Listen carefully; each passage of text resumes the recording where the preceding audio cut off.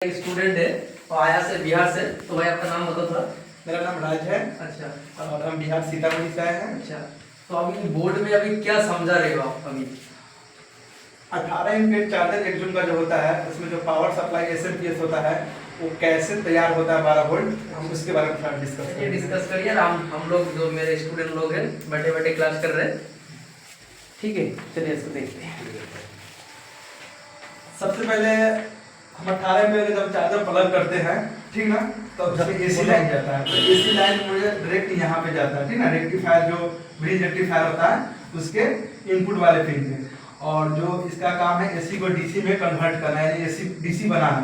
तो डीसी मेरा बन जाता है यहाँ और यहाँ। हम जब चेक करेंगे ना मल्टीमीटर को डीसी रेंज में सेट करके, तो यहाँ मेरा डीसी वोल्ट बताएगा और यहाँ मुझे एसी बताएगा।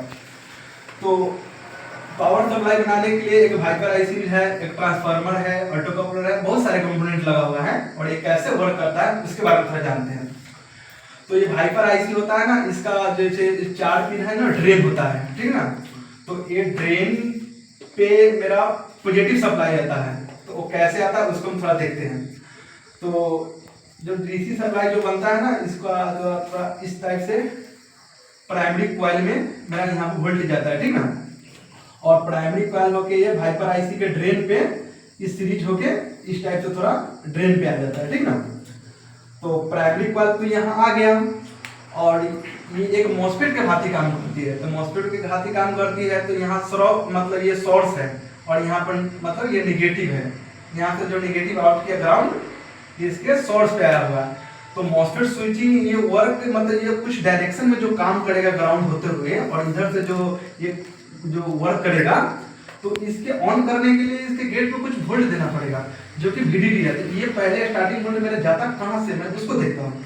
तो जो मेरा यहाँ पे जो 300 वोल्ट बनता है, यहीं से हम लगभग क्या 3 वाट का 82 के का 2 रेजिस्टेंस है, ठीक ना। इसको हम सीरीज में कन्वर्ट करके इसको हम डायरेक्ट यहाँ पे यहाँ पर आया, ठीक ना।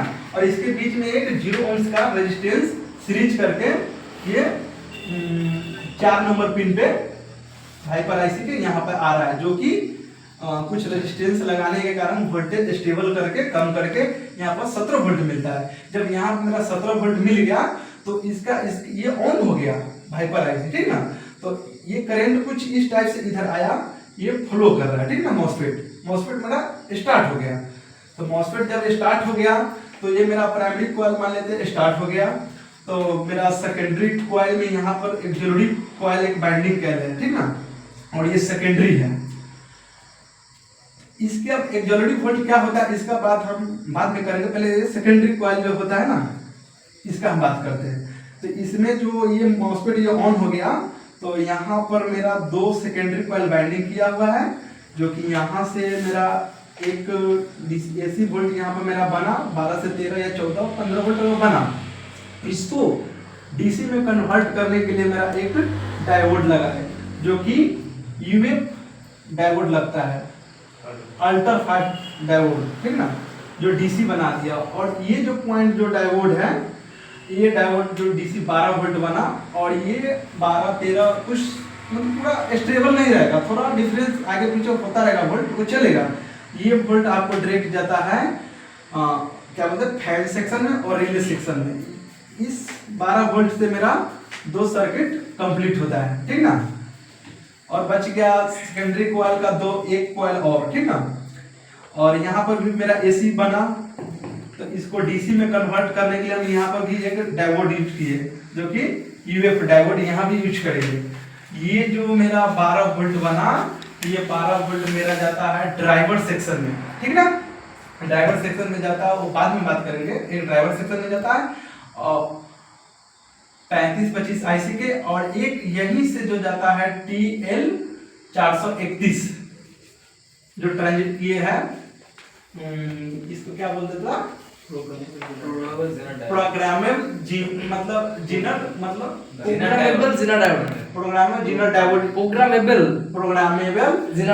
डायोड ये मेरा TL 431 लगा हुआ है। तो ये कैसे वर्क करता है, इसका कुछ कम्युनिकेशन जो है ना, ये वाइपर आईसी के 3 नंबर से कनेक्शन है। तो जैसे कि मान लेते हैं यहाँ पर जो मेरा वोल्ट आता है, यहाँ पर मेरा जो एक जरूरी वोल्ट जो बनता है, इसका एक पिन तो डायरेक्ट ग्राउंड से कनेक्ट किया हुआ है, ठीक ना। और इसका जो मतलब ये दूसरा जो मतलब पिन बनता है वो ये डायरेक्ट यहाँ से आकर ये रनिंग वोल्ट मेरा हो जाता है, ठीक ना। ये रनिंग वोल्ट इस प्रकार ड्रॉ होकर जीरो रेजिस्टेंस होके, जो कि मेरा यहाँ पर 2 डायोड लगाया गया हुआ है, ठीक ना। राज भाई अभी तक अपने जो प्रोग्रामेबल जो आती है जिनर डायोड है कैसे वर्क करता है पहले इसको समझते हैं, ठीक ना। तो इसका जो ये जो जिनर डायोड जो हो गया ना प्रोग्रामेबल, इसका जो 3 पिन होता है, ठीक ना। इसका ऊपर वाला जो पिन होता है ये एनोड होता है, एक कैथोड होता है, रेफरेंस पिन होता है, ठीक ना। इसका जो मेरा आउटपुट वाला जो ग्राउंड है मेरा इसके एनोड पे आके कनेक्ट हो गया, ठीक ना। और इसका जो कैथोड पिन है जो कि ऑटो कपलर से कनेक्ट है, जो कि एलईडी वाला पॉइंट से। और एलईडी को हम जलाने के लिए एक प्रकार के ये एलईडी है ही एलईडी। इसको ऑन करने के लिए मुझे क्या क्या वोल्ट चाहिए, एक चाहिए पॉजिटिव, एक चाहिए निगेटिव। तो इसको हम डायरेक्ट पॉजिटिव कहां से दिया है, जो 12 वोल्ट जो यहां से जो आउट किया है सेकेंडरी कॉइल से, तो 12 वोल्ट से यहां से एक सर्किट ले लिए, यहां से एक रेजिस्टेंस लगाकर सीरीज में इसको हम ऑटो कपलर के 1 नंबर पिन पे एनोड पे हम 12 वोल्ट दे दिए। अब ये एलईडी को जलाने के लिए ऑटो कपलर को ऑन करने के लिए मुझे यहाँ चाहिए माइनस यानी ग्राउंड चाहिए। तो ग्राउंड मुझे कैसे यहाँ पे आ रहा है वो चीज को हम समझते हैं। जैसे मान लेते हैं TL431 के एनोड पे मेरा ग्राउंड अवेलेबल है और कैथोड से मुझे लेना है, यहाँ पर लाना है। तो इसको यहाँ पर मुझे ग्राउंड लेने के लिए इसके रेफरेंस जो पिन है उस पर मुझे वोल्ट चाहिए, जिसका वोल्ट लगभग 2 वोल्ट से लेकर 2.4 वोल्ट चाहिए। तो ये यहाँ पर वोल्ट कैसे होगा ये चीज को हम समझते हैं। जैसे कि 12 वोल्ट तो ऑलरेडी मेरा यहाँ सेकेंडरी से आउट कर रहा है, तो 12 वोल्ट से हम एक ट्रैक जोड़ा हुआ है यहाँ पर 2 रेजिस्टेंस का यूज करके पैरेलल में जोड़ के यहाँ पर हम लाए, ठीक ना। और ये तो 12 वोल्ट पॉजिटिव से 2 मतलब रेजिस्टेंस पैरेलल में कनेक्शन कर लिए। और क्या करेंगे वोल्टेज को मतलब डिवाइड करने के लिए हम ग्राउंड से भी 2 रेजिस्टेंस पैरेलल में कनेक्शन करके यहाँ पर ये दोनों का पिन आपस में कनेक्ट करके रिफरेंस पिन पर वोल्ट देंगे, ठीक ना। तो ये मेरा ऑन हो गया। जब यहाँ पर 2 पॉइंट से लेकर 2.4 वोल्ट जब मेरा बन जाएगा यहाँ पे रेफरेंस पिन वोल्ट पे, तो यहाँ पे मेरा ग्राउंड यहाँ पे आ जाएगा, ये ऑटो कपलर का एलईडी ग्लो कर जाएगा, ठीक ना। जब एलईडी ग्लो कर जाएगा तो इसके जस्ट अपोजिट इसी में ऑटो कपलर में लगा रहता है एक ट्रांजिस्टर। तो ट्रांजिस्टर लगा रहता है तो इसका एक मतलब पिन हो गया कलेक्टर, ये हो गया इमीटर, और समझने के लिए इसको बेस मान लेते हैं, ठीक ना।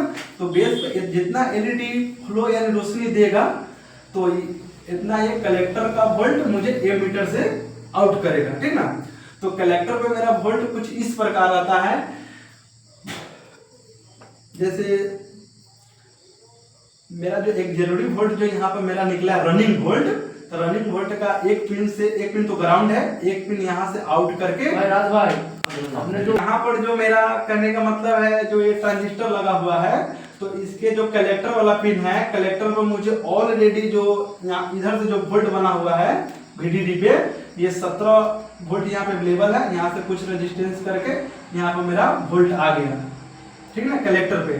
तो कलेक्टर पर जब ये मतलब वोल्ट आ गया तो ये तो ये क्या बोलते हैं एलईडी ऑन हो गया, तो ये ट्रांजिस्टर तो ऑन हो गया, तो यहाँ का वोल्ट मुझे यहाँ मिल जाएगा, एमीटर से आउट कर जाएगा।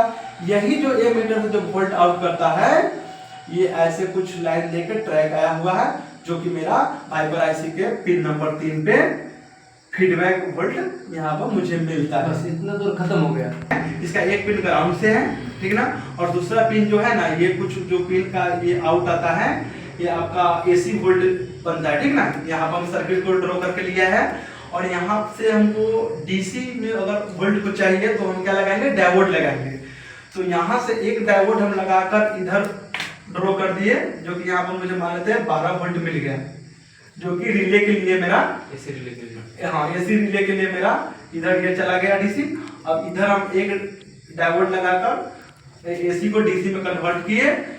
इसका जो मतलब क्या बोलते हैं, इसका जो पिन जो मेरा ड्रॉ करके गया हुआ है, ये हाइपर आईसी के 4 नंबर पिन से 0 ohms का रेजिस्टेंस यानी जंपर का द्वारा हम यहाँ पर कनेक्ट किए हुए हैं। तो वो फाइनल रनिंग वोल्टेज हो जाता है। तो इसका मतलब एक स्टार्टिंग से स्टार्ट होता है और फाइनल जब चालू हो जाता है पूरा सिस्टम, तब रनिंग वोल्टेज काम करता है।